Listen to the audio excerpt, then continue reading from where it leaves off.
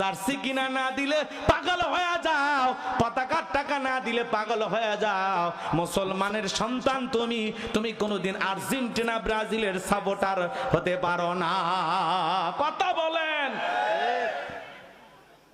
রাগ করতেছে? এগুলো জার্সি লাগানো থেকে, জার্সি গায়ে দেওয়া থেকে, পতাকা টাঙানো থেকে তোমরা বিরত থাকো। কোন মুসলমানের সন্তান এগুলো করতে পারে না। ভাত খাইতে ভাত পায় না, ভিক্ষা করে আর্জেন্টিনার পতাকা, ব্রাজিলের পতাকা টাঙ্গায়, হারলো। আর বাংলাদেশের মানুষ, কোথায় খেলা হয় বিশ্বকাপ, গোল হওয়ার আগে যে মুখ হা করে মশা মাছি সব ঢুকতেছে, খবর নাই, ও গোল গনতেছে। আরে পাগল কোথাকার, দুনিয়ার কেউ তো এরকম পাগলামি করে না খেলা নিয়ে।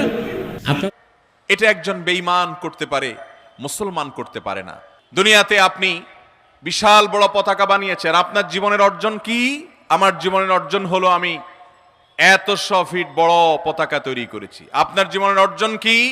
আমি পছন্দের দলের খেলোয়াড়ের পতাকা টাঙাতে গিয়ে দুনিয়া থেকে মরে গেছি, চলে গেছি। আর যে ব্যক্তি জগা খিচুড়ি, জগা খিচুড়ি বুঝেন? জগা খিচুড়ি মানে হলো সে একজন তথাকথিত খেলোয়াড়কে পছন্দ করে, তাকে ভালোবাসে। খেলা শুরু হয়েছে, মানুষ প্রতিযোগিতা করছে, কাচ্চিয়ে কার পতাকাটা কি হবে, বড় হবে। সোনার বাংলাদেশে জন্ম নিয়েছে, আর দেখবেন মিটারের পর মিটার অন্য দেশের পতাকা কি হচ্ছে, উড্ডীন হচ্ছে। এটার চেয়ে বড় লজ্জার কিছু আছে নাকি?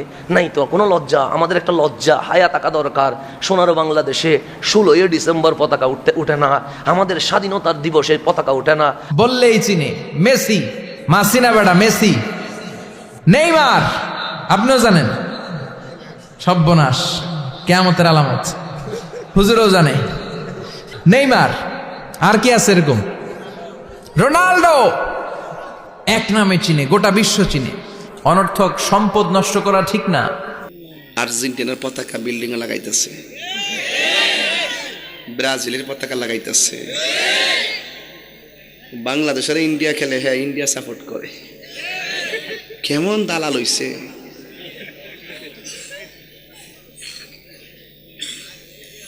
আসসালামু আলাইকুম ওয়া রাহমাতুল্লাহি ওয়া বারাকাতুহু। যারা আমার এই ভিডিওটি দেখছেন দেশে ও প্রবাসে, সবাইকে আন্তরিক মোবারকবাদ। দর্শক শ্রোতা, 2026 বিশ্বকাপ ইতিমধ্যেই শুরু হয়ে গেছে। তবে আর্জেন্টিনার সমর্থক এবং কি ব্রাজিলের সমর্থক, জার্মানি, ফ্রান্সের সমর্থক, তারা কিন্তু বিভিন্ন সময় বিভিন্ন জায়গায় মারামারি, গ্যাঞ্জাম, কথা কাটাকাটি এবং কি লক্ষ লক্ষ টাকা খরচ করে পতাকা বানিয়ে পতাকা টানাচ্ছে রাস্তার মাঝে। দর্শক শ্রোতা, এই বিষয়গুলো কিন্তু হর হামেশাই দেখা যাচ্ছে। তবে এই বিষয় নিয়ে বাংলাদেশের জনপ্রিয় উলামায়ে কেরাম তাহিরি, আইনায়েতুল্লাহ আব্বাসী এবং কি আহমদুল্লাহ হুজুর, মিজানুর রহমান আজারি হুজুর, তারা বক্তব্য দিয়েছেন। যারা এই আর্জেন্টিনার, ব্রাজিলের সমর্থক রয়েছেন, তাদের এই ভিডিওটি দেখা উচিত। আসলে আপনাদের বিষয়ে আলেমরা কি বলেছেন, আপনারা কাদের সাপোর্ট করছেন এবং কি ইসলাম কি বলে, সেই বিষয়গুলো স্পষ্টভাবে তুলে ধরেছেন। দর্শক শ্রোতা, কথা না বাড়িয়ে চলুন এক এক করে সকল আলেমের বক্তব্য আমরা দেখে আসি। সামনে খেলা শুরু হয়েছে, মানুষ প্রতিযোগিতা করছে, কাচ্চিয়ে কার পতাকাটা কি হবে, বড় হবে। সোনার বাংলাদেশে জন্ম নিয়েছে, আর দেখবেন মিটারের পর মিটার অন্য দেশের পতাকা কি হচ্ছে, উড্ডীন হচ্ছে। এটার চেয়ে বড় লজ্জার কিছু আছে নাকি? নাই তো কোনো লজ্জা। আমাদের একটা লজ্জা হায়া থাকা দরকার। সোনার বাংলাদেশে 16ই ডিসেম্বর পতাকা উঠে না, আমাদের স্বাধীনতার দিবসে পতাকা উঠে না। আর দেখবেন ফুটবল খেলা আসতে দেরি, আমাদের মধ্যে মারামারি বাজি যায়, কাচ্চিয়ে কার পতাকা বড় উঠবে। আচ্ছা, পতাকা যে বড় করে তুলছেন, লাভ কি? একটা লাভ আছে তো। আমার রসুল বলে, যে যাকে ভালোবাসে তার সাথেই হাসন নসর হবে। এখন পতাকা যে তুলি প্রমাণ করলেন আমি অমুকরে ভালোবাসি, হাসন নসর তার সাথে হোক, এটা কি আপনারা চান? চাইলে করে দেন, অসুবিধা নেই, আমার কোনো আপত্তি নাই। যদি বলেন আমি নেইমারের সাথে যাব, জানো অসুবিধা নাই। যদি বলেন আমি মেসির সাথে, উনি যেখানে যায় সেখানে যাব, আমার কোনো আপত্তি নাই। আপনি যাইলে আমার সমস্যা কি? কিন্তু আপনাকে আমি জাস্ট যেটা বলা দরকার সেটা বলছি। তো আজকে আমরা তাকওয়ার পরীক্ষা দিচ্ছি না আমরা দুনিয়াবি দলের পরীক্ষা দিচ্ছি, সেটা আমাদের ভেবে দেখার দরকার আছে। সুতরাং এই যে খেলা সামনে আসছে, দেখবেন এখন এমন ড্রেস পড়ছি, যেটার মাধ্যমে প্রমাণ হচ্ছে মুসলমান এটা কয় নাম্বারে, 2 নাম্বারে, আমার দল এটা কয় নাম্বারে, 1 নাম্বারে। এমনভাবে চুল কাটছি, আমি রসুলে পাককে 2 নাম্বারে দিয়ে দিয়েছি, আমার খেলোয়াড়কে কয় নাম্বারে দিছি, 1 নাম্বারে দিছি। এখন খেলা শুরু হবে, যদি খেলাটা 4টায় হয় দেখবেন সারা রাত জেগে থাকবে, শুধু কি দেখার জন্য, খেলা দেখার জন্য। 4টায় খেলা হবে, তিনি বসে আছেন যে আমি কখন খেলা শুরু হবে। কিন্তু ফজরের নামাজে মুয়াজ্জিন বারবার চিল্লায় যে আসসালাতু খায়রুম মিনান নাওম। আপনাকে জাগতে বলে নাই, 4টা পর্যন্ত বসে থাকতে বলে নাই, শুধু বলছে 5টার সময় ঘুম থেকে উঠে কোথায় আসো, মসজিদে আসো। আমরা মসজিদে আসতে পারি নাই। এরপরে আমরা আরো বলতেছি ইসলাম তো ক্ষতির মধ্যে আছে, ইসলাম তো বড় পেরেশানের মধ্যে আছে। ইসলাম ক্ষতির মধ্যে নাই, আমি আপনি ক্ষতির মধ্যে আছি। আমাকে নামাজ আনতে পারে নাই, আর আপনি স্বপ্ন দেখতেছেন ইসলামের বিজয় হবে।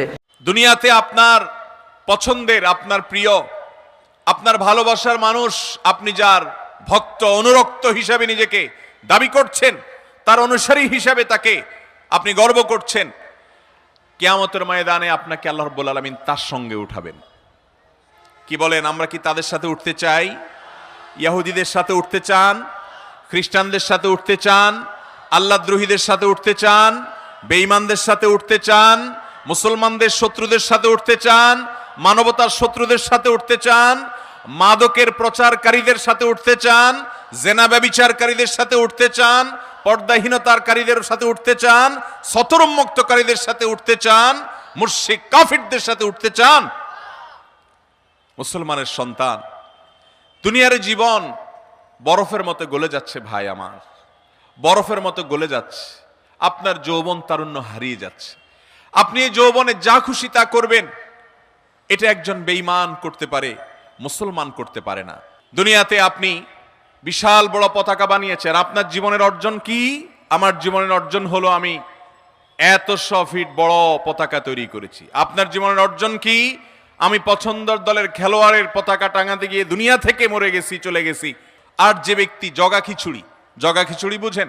জগা খিচুড়ি মানে হলো সে একজন তথাকথিত খেলোয়াড়কে পছন্দ করে, তাকে ভালোবাসে। আবার দেখা যায় একজন হুজুরের ওয়াজ ভালো লাগে, সেই হুজুরেরও ভালোবাসে। এর নাম হলো জগা খিচুড়ি মুসলমান। মিডল ইস্টে মানুষের ঘরে ঘরে, সৌদি আরবের মানুষের ঘরে ঘরে ফুটবল দলের সমর্থক, তাদের জার্সি দুঃখজনক হলেও লজ্জাজনক হলেও সত্য।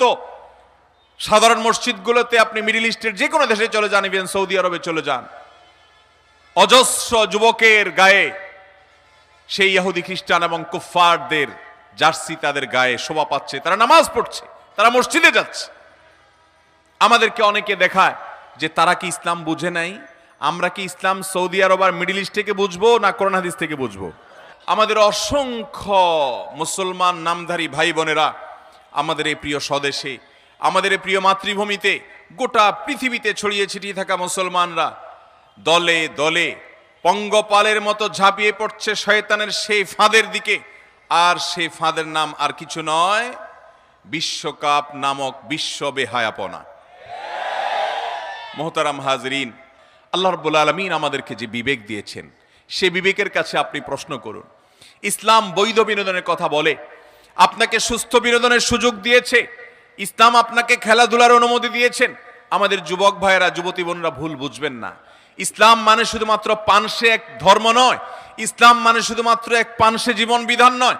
ইসলাম এমন এক পূর্ণাঙ্গ বিধান, এখানে রয়েছে আল্লাহর আনুগত্য, এখানে রয়েছে আল্লাহর গোলামি, এখানে রয়েছে আখিরাতের প্রতি বিশ্বাস। মুসলমান এখনই পাগল হয়ে গেছে বাংলাদেশে। আর্জেন্টিনার পতাকা, ব্রাজিলের পতাকা সব টাঙ্গায় রাখছে। বেটা, এই হালাল পয়সা দিয়া বেদিনের দেশের পতাকা না কিনে মা বোনকে শাড়ি কাপড় কিনে দাও, সব হবে। ভাত খাইতে ভাত পায় না, ভিক্ষা করে আর্জেন্টিনার পতাকা, ব্রাজিলের পতাকা টাঙ্গায়। হ্যাঁ, বাংলাদেশের কি লাভ? ছাগলের 3 নম্বর বাচ্চার মতো এমনি লাফাচ্ছে। আগামী 200 বছরও তো বাংলাদেশ বিশ্বকাপে যাবে না। যেদিন যাবে সেদিন না হয় বাংলাদেশের পতাকা উড়াইলা, কিন্তু একটা স্বাধীন রাষ্ট্রে তুমি বেদিনের বিজাতির দেশের পতাকা টাঙ্গায় রাখছো। পত্রিকায় এসেছে পতাকা টাঙ্গাতে যে এক লোক মারাও গেছে। আহা, কালেমার পতাকা টাঙ্গাইতে যায় যদি মরতো শাহাদাত নসিব হইত, কিন্তু বেদিনের দেশের পতাকা টাঙ্গাইতে যে গেছে, হ্যাঁ মারা গেছে, দুনিয়াও শেষ আখেরাতও শেষ। তাহলে বলি, খেলা নিয়ে পাগলামি করো না। খেলা হচ্ছে নিছক বিনোদন, জাস্ট একটু আনন্দের জন্য যতটুক প্রয়োজন।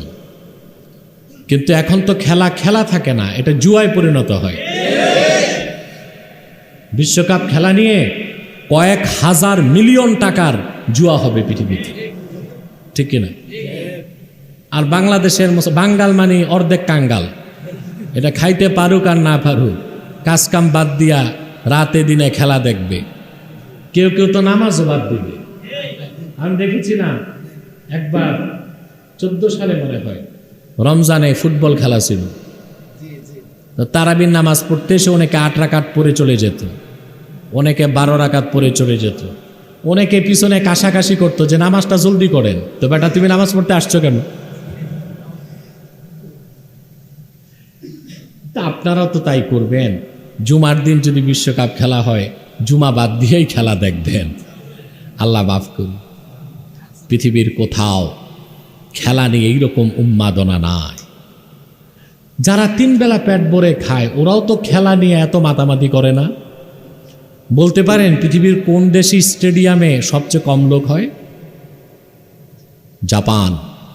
কোন দেশে? এত উন্নত তারা, এত ডেভেলপ, এত দুনিয়াদার, পরকাল বিশ্বাস করে না, কিন্তু তাদের স্টেডিয়ামে যে 3 ঘন্টা খেলা দেখার সময় নেই। যাদের ডেট এক্সপায়ার 70 পার হয়েছে, বুড়া বুড়ি, এরা যে স্টেডিয়ামে বসে থাকে, এদের কাজ নাই, কি করবে? ফুটবল খেলা দেখে, ক্রিকেট খেলা দেখে। আর 70-এর নিচে যাদের বয়স, ওদের খেলা দেখার টাইম নেই, শুধু রেজাল্ট দেখে, কোন দেশ জিতলো কোন দেশ হারলো। আর বাংলাদেশের মানুষ, কোথায় খেলা হয় বিশ্বকাপ, গোল হওয়ার আগে যে মুখ হা করে মশা মাছি সব ঢুকতেছে খবর নাই, ও গোল গলতেছে। আরে পাগল কোথাকার, দুনিয়ার কেউ তো এরকম পাগলামি করে না খেলা নিয়ে। মানুষ একটু বিনোদনের জন্য কি করে? খেলা দেখে, একটু আনন্দের জন্য খেলা দেখে। শরীয়তের শর্ত রক্ষা করে আপনি খেলতে পারেন, শরীয়তের শর্ত রক্ষা করে আপনি খেলা দেখতেও পারেন, সমস্যা নাই। এটা নিছক এক্সারসাইজ, সাময়িক আনন্দ, বিনোদন। বাট এই খেলা তো আপনাদের এখন কারো পেশা, আপনাদের হচ্ছে নেশা, ঠিক কিনা? যাদের পেশা ওরা তো টাকা কামাই করতেছে। খেলোয়াড়রা, ওদের বার্ষিক ইনকাম কয়েকশো কোটি টাকা, বুঝলেন? আন্তর্জাতিক মানের খেলোয়াড়দের বার্ষিক ইনকাম কয়েকশো কোটি টাকা, ওটা ওদের পেশা। আপনারা নেশা করে বসে আছেন, হ্যাঁ? জার্সি কিনা না দিলে পাগল হয়ে যাও, পতাকার টাকা না দিলে পাগল হয়ে যাও। মুসলমানের সন্তান তুমি কোনোদিন আর্জেন্টিনা ব্রাজিলের সাপোর্টার হতে পারো না। কথা বলেন, রাগ করতেছে? এগুলো জার্সি লাগানো থেকে, জার্সি গায়ে দেওয়া থেকে, পতাকা টাঙানো থেকে তোমরা বিরত থাকো। কোন মুসলমানের সন্তান এগুলো করতে পারে না। ওদের মোহাব্বত কলিজার ভিতরে যদি হয়, কিয়ামতের ময়দানে রেডি থাকো, মেসি নেইমার রোনালদোর সাথে হাসরের ময়দানে দাঁড়াইতে হবে। বিশ্বকাপ ফুটবল দেখার জন্য মানুষ একটা টিকিট বাংলাদেশি টাকায় প্রায় 5 কোটি টাকা। কয় টাকা? তাও মানুষ খেলা দেখবে বিশ্বকাপ। যুবকেরা পাগল হয়ে গেছে। এই তো মেহেরপুর, এই আসার মতে কত জায়গায় দেখলাম খালি ব্রিজগুলোতে এক পাশে ব্রাজিল আর এক পাশে আর্জেন্টিনা। ওরে সোনা, পোলাপান পাগল হয়ে গেছে। গর্বিত বাংলাদেশ, আর্জেন্টিনা ব্রাজিল এই পাগলদেরকে না চিনুক, এই মদনদেরকে না চিনুক, এই মফিজদেরকে না চিনুক, কিন্তু এরা লাফাবে। কথা বলেন, ওই জার্সি পরে লাফাবে, পতাকা নিয়ে লাফাবে, নিজের দেশকে ভালোবাসে না, নিজের মা বাবাকে ভালোবাসে না। আর্জেন্টিনা ব্রাজিলে পাগল হয়ে গেছে, নিজের মারে কোনোদিন একটা শাড়ি কিনে দেয় না। সেই ছেলে কিলোমিটারকে কিলোমিটার পতাকা টাঙাইছে আর্জেন্টিনা ব্রাজিলে।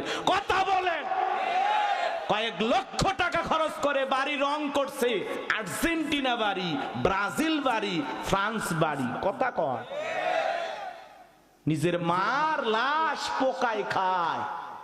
এই ঢাকায় শুনলেন না, 7 দিন মায়ের লাশটা পড়েছিল, ওই কুলাঙ্গার সন্তানেরা দেখতে যায়নি, খবর নেই। বিপদে পড়ে যেতে পারে, প্রশাসনিক ঝামেলা হতে পারে। এই ঝামেলা থেকে বাঁচার জন্য সচিব সন্তান, শিক্ষিত সন্তান, চাকরিজীবী সন্তান মায়ের লাশ পোকা খেয়েছে। এই সন্তানগুলো মায়ের পাশে দাঁড়ায়নি। কি নির্মম জাতি, কি বর্বর জাতি, কোন দিকে গেছে আমার সোনার দেশ। আর্জেন্টিনার পতাকা বিল্ডিং এ লাগাইতেছে, ব্রাজিলের পতাকা লাগাইতেছে। বাংলাদেশের ইন্ডিয়া খেলে, হ্যাঁ ইন্ডিয়া সাপোর্ট করে। কেমন দালাল হইছে।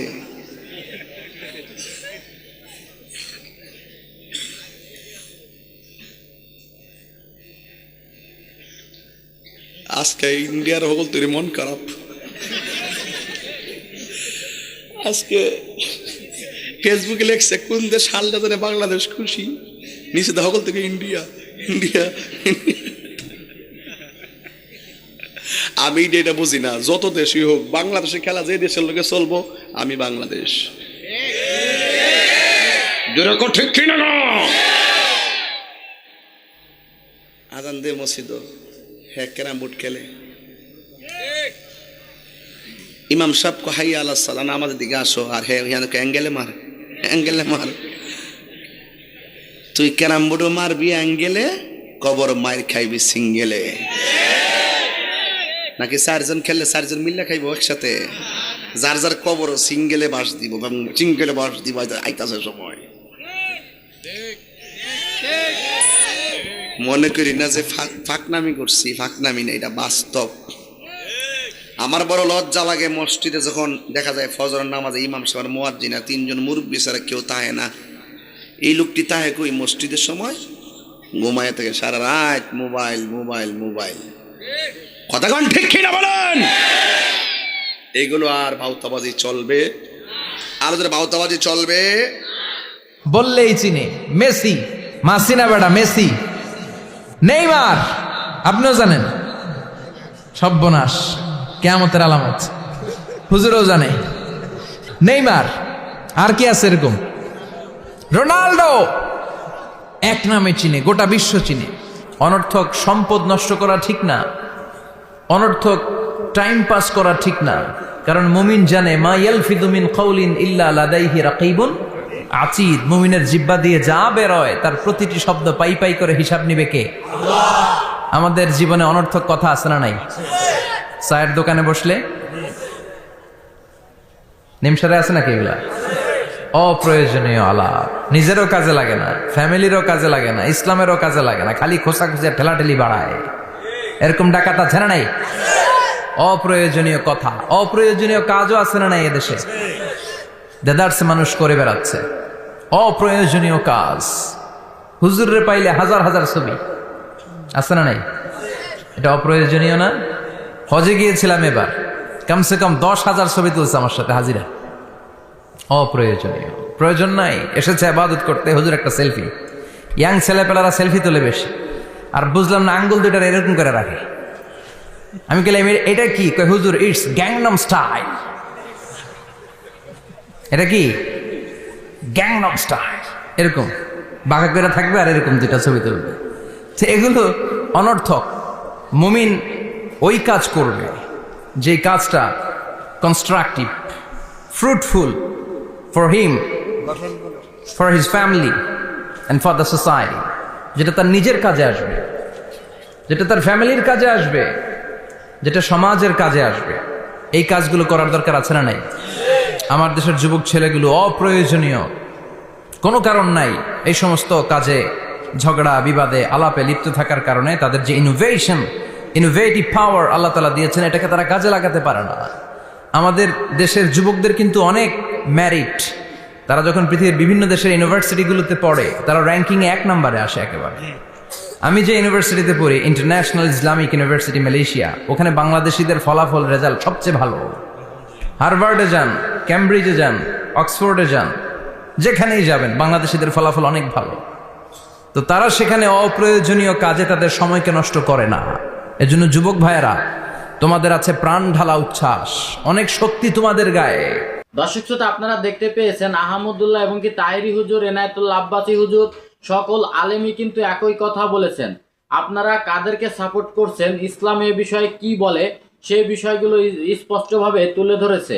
আপনি লক্ষ লক্ষ টাকা খরচ করে পতাকা বানিয়ে রাস্তার মাঝে টানিয়ে মানুষের সাথে জ্ঞানজাম সৃষ্টি করছেন সাধারণ এই খেলা নিয়ে, সেই বিষয়গুলো স্পষ্ট তুলে ধরেছেন। এবং কি বর্তমান খেলা নিয়ে যে জুয়ার আসর বসে, সেই বিষয়গুলোও তুলে ধরেছেন। তবে আজকের এই ভিডিওটি এই পর্যন্ত। এই ভিডিওটি যদি ভালো লাগে অবশ্যই লাইক কমেন্ট শেয়ার করবেন এবং কি চ্যানেলটি সাবস্ক্রাইব করবেন। আল্লাহ হাফেজ।